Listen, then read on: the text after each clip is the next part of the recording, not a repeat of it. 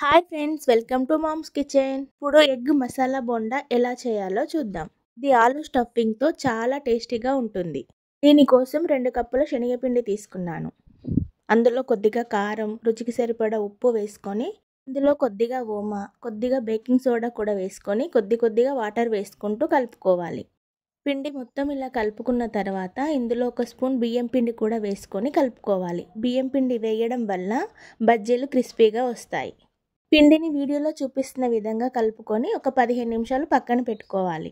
నేను దీనికోసం 4 ఆలుగడ్డలు ఉడికించి తీసుకున్నాను. వీటిపైన ఉన్న పొట్టు తీసుకొని ఇలా స్మాషర్తో స్మాష్ చేసుకోవాలి.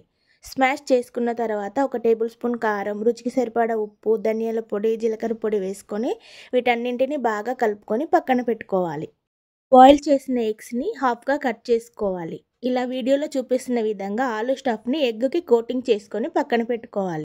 ఇప్పుడు స్టవ్ ఆన్ చేసుకొని ఒక ప్యాన్ పెట్టుకొని అందులో డీప్ ఫ్రైకి సరిపడా ఆయిల్ వేసుకోవాలి. ఆయిల్ హీట్ అయిన తర్వాత ఎగ్ ఆలు మిక్స్ని ముందుగా రెడీ చేసి పెట్టుకున్న బేషన్లో డిప్ చేసుకొని ఆయిల్లో వేసుకోవాలి. ఇదే ప్రాసెస్లో అన్ని ఎగ్ బజ్జీలని వేసుకోవాలి.